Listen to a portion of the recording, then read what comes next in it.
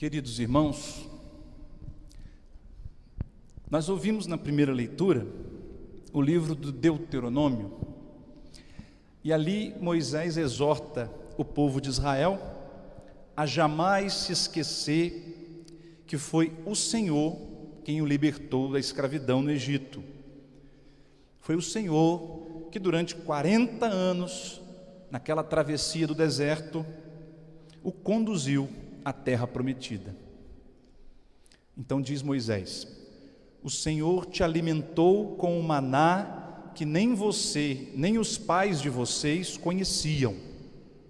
Deuteronômio, capítulo 8, versículo 3. O texto faz questão de repetir essa frase. Mais à frente diz, no versículo 16, o pão que teus pais não conheciam. Por que o texto faz questão de dizer era um pão desconhecido? Porque era um alimento misterioso. Não era um alimento providenciado por mão humana. Era um alimento vindo de Deus diretamente. Era um cuidado, era uma delicadeza de Deus para com o seu povo que passava fome no deserto. Era o maná. O maná é uma espécie de grão semelhante à semente de coentro, que caía toda manhã, ninguém sabia de onde vinha. Chovia, vinha junto com o orvalho da manhã, e com esse maná os israelitas faziam uma farinha e com ela faziam pão. A Bíblia diz que Deus sustentou o seu povo escolhido durante 40 anos. Todo santo dia caía do céu o maná, e o povo no deserto era alimentado. O maná só parou de cair do céu no dia em que o povo pisou na terra prometida e pôde comer dos seus frutos. Deus é bom, Deus é fiel. Deus não abandona o seu povo com fome no deserto da vida. Irmãos e irmãs, o Salmo 78, quando louva a Deus, falando dessa passagem do maná, diz o Salmo 78: Deus fez chover sobre eles o maná para comerem, e deu-lhes o pão do céu. O homem comeu o pão dos anjos. Versículos 24 e 25. O maná era então chamado, como nós podemos ver nesse salmo, de o pão do céu, o pão dos anjos, por causa dessa origem milagrosa, por ser um alimento misterioso, ninguém sabia de onde veio. O livro da sabedoria, no capítulo 16, também fala do maná, e lá diz o autor da sabedoria: Deus, tu nutriste o teu povo com alimento de anjos, de graça lhes enviaste do céu um pão já preparado, contendo em si todo o sabor e satisfazendo a todos os gostos. Este teu sustento manifestava aos filhos a tua doçura, Senhor, pois, adaptando-se ao desejo de quem o comia, convertia-se naquilo que cada um queria. Sabedoria 16, versículos 20 e 21. Olha bem, meus irmãos, que maravilha esse texto. Os judeus acreditavam que era impossível alguém não gostar do maná. Era impossível. Por quê? Porque a cada pessoa o maná parecia ter o melhor dos sabores. Quem gostava de alimento mais salgado, para eles o maná parecia salgado. Quem gostava de doce, o maná parecia doce. Quem preferia o amargo, o maná era amargo. Ele se adaptava ao sabor, à necessidade, ao desejo de cada um, de modo que ele era uma delícia para todos. É justamente esse versículo de Sabedoria 16 que nós vamos entoar como responso no rito da bênção do Santíssimo ao final dessa celebração. O padre diz: do céu lhes destes o pão, e o povo responde: que contém todo o sabor Sabedoria, capítulo 16, versículo 21. Este é o pão que contém todo o sabor. Então, numa tradução literal do latim, diz assim: o pão que contém todas as delícias. Como nós podemos perceber, os textos litúrgicos da festa de Corpus Christi, que foram compostos por Santo Tomás de Aquino, no século XIII, utilizam esses versículos bíblicos que eu acabei de citar, como sendo imagens figuradas, uma profecia do que viria a ser o mistério da Eucaristia. Quem fez pela primeira vez essa interpretação foi o próprio Senhor Jesus, no Evangelho que acabamos de ouvir, tirado daquele discurso de Cristo na sinagoga de Cafarnaum. João capítulo 6, diz ele: este é o pão que desceu do céu, não é como aquele que os vossos pais comeram, eles morreram. Aquele que come este pão viverá para sempre. Versículo 58. Mas já lá no versículo 32 e 33 ele diz: não foi Moisés quem vos deu o pão do céu, meu Pai é quem vos dá o verdadeiro pão do céu, pois o pão de Deus é aquele que desce do céu e dá vida ao mundo. Então Jesus está comparando o maná com ele próprio, dizendo: eu é que sou o pão do céu. O maná era apenas um símbolo. Também nos versículos 48 a 50 diz ainda nosso Senhor: eu sou o pão da vida. Os vossos pais no deserto comeram o maná e morreram. Aqui está o pão que desce do céu, para que não morra quem dele comer.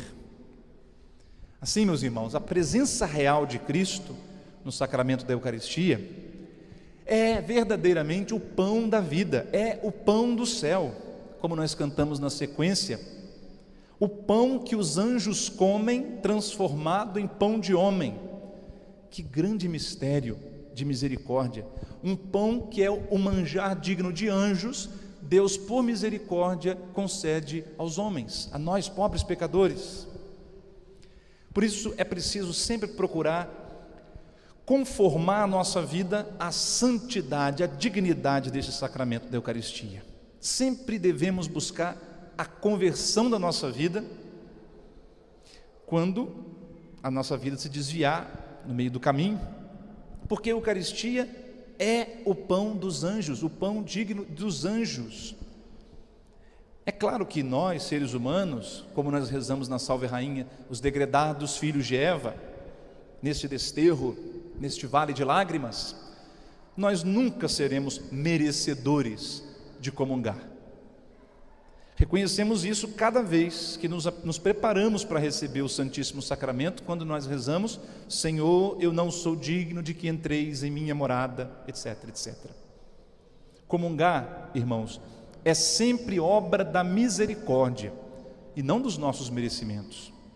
O Papa Francisco ressalta muito bem essa verdade na sua carta, o Evangelho da Alegria, a alegria do Evangelho, melhor dizendo, no número 47, diz o Papa: a Eucaristia não é um prêmio para os perfeitos, mas um remédio generoso e um alimento para os fracos. Voltando ao texto do Evangelho, nós vemos alguns versículos adiante, depois desses versículos que nós ouvimos, que muitos ouvintes ficaram escandalizados com a linguagem de Jesus. Jesus disse, preste atenção, como se fosse a primeira vez que você ouvisse: a minha carne é verdadeira comida e o meu sangue é verdadeira bebida. Claro que isso gerou um escândalo. Parece que Jesus está nos convidando a ser canibais, comer carne humana, beber sangue humano.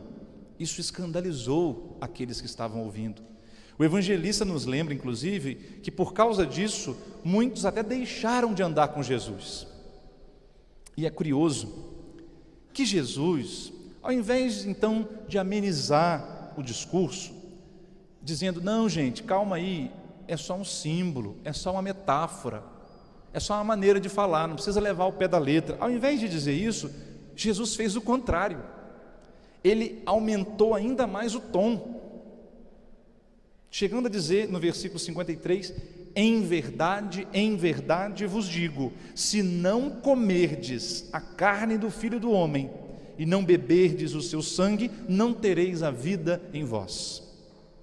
Por quê? Porque ele havia dito, ele vai dizer no capítulo 14, eu sou a vida, eu sou o caminho, a verdade e a vida. Então, se não comerdes a minha carne e não beberdes o meu sangue, não tereis a vida. Observe que essa expressão, em verdade vos digo, é uma tradução da palavra amém. Na verdade, Jesus disse no aramaico, sua língua materna, ele disse, amém, amém, eu digo a vocês. E o tradutor colocou, em verdade vos digo. Mas o que ele disse foi amém. Amém sempre se refere a uma verdade de fé. Por isso, quando nós acabamos de rezar, nós dizemos amém. Quando acabamos de professar a fé, nós dizemos amém, que assim seja, é verdade, eu creio. Todas as vezes que Jesus fala essas frases de impacto no Evangelho, ele diz, em verdade eu vos digo, para que ninguém pense que não é bem assim não, que pode interpretar de um jeito mais fácil. Não. Os judeus não se escandalizaram quando Jesus disse em outras passagens do Evangelho, por exemplo, eu sou a luz do mundo. Ninguém ficou escandalizado. Ou então ele disse, eu sou a porta das ovelhas. Ou ainda, eu sou a videira. Por que ninguém se escandalizou? Porque todos entendiam nesses casos que ele estava falando uma linguagem poética.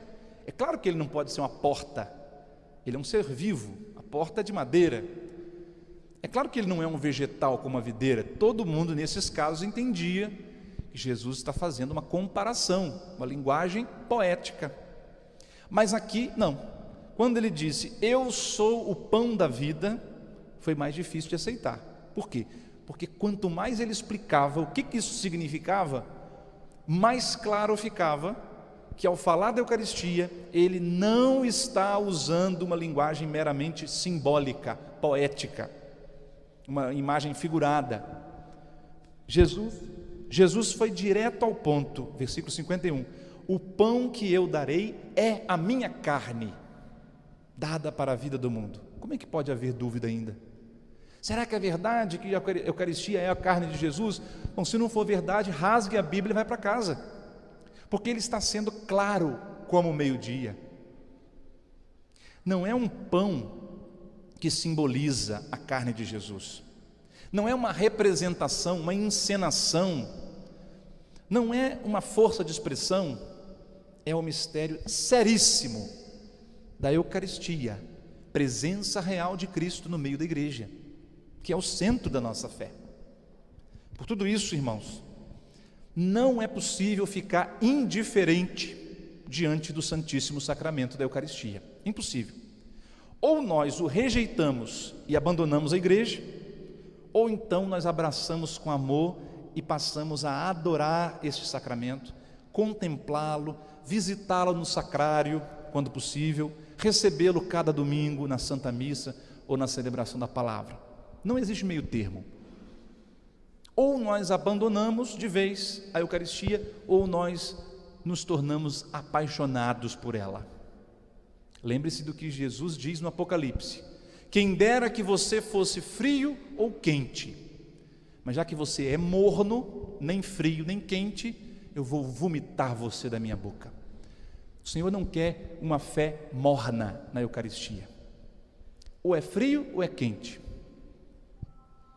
Cristo Eucarístico é o pão que contém todas as delícias do céu, contém todo o sabor, como nós vamos dizer, porque é a expressão máxima da doçura de Deus, do carinho de Deus para conosco, a santidade e o amor de Deus por nós, amor infinito.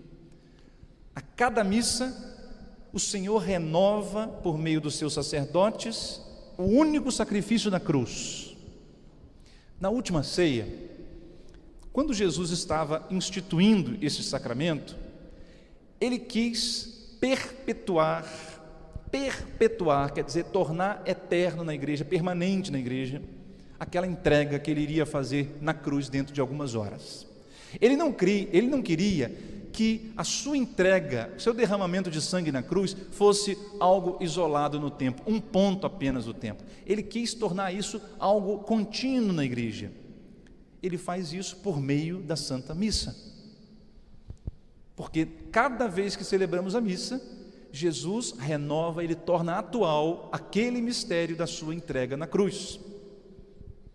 E mais, quando ele diz, fazei isso em memória de mim, ele entregou nas mãos da igreja aquele sacrifício único para que em todos os tempos, em todos os lugares onde há um sacerdote que sobe ao altar para oferecer a missa, ali a igreja tivesse nas mãos algo grandioso para oferecer ao Pai. Sem a Santa Missa, irmãos, o que nós teríamos para oferecer a Deus? Como diz o salmista, que poderei retribuir ao Senhor Deus por tudo aquilo que Ele fez em meu favor? O que eu tenho para oferecer a Deus que não foi o próprio Deus que me deu? Então, ao nos dar a missa e ao dizer, fazer isto em memória de mim, o Senhor, enfim, nos dá algo digno dEle, e agora nós podemos oferecer algo ao Pai.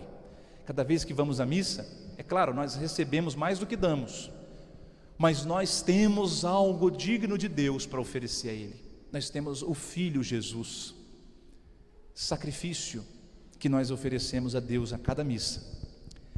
Cada vez que participamos da Eucaristia e recebemos este sacramento, a nossa alma se une a Deus da maneira mais sublime que é possível sobre a terra. Mais do que isso, só mesmo no céu nós poderemos experimentar. Cristo Jesus, pão dos anjos, delícia dos nossos corações, nossa alma tem fome e sede de vós. Dai-nos sempre a graça de poder participar da Eucaristia, Senhor. Dai-nos mais sacerdotes, para que nunca falte na igreja a maravilha que é a Santa Missa. Que nós, ó Deus, por nada nesse mundo troquemos o imenso privilégio de participar cada domingo da missa. Fazei crescer em nossa alma, Deus, a fé e a devoção na vossa presença real no Santíssimo Sacramento. Amém.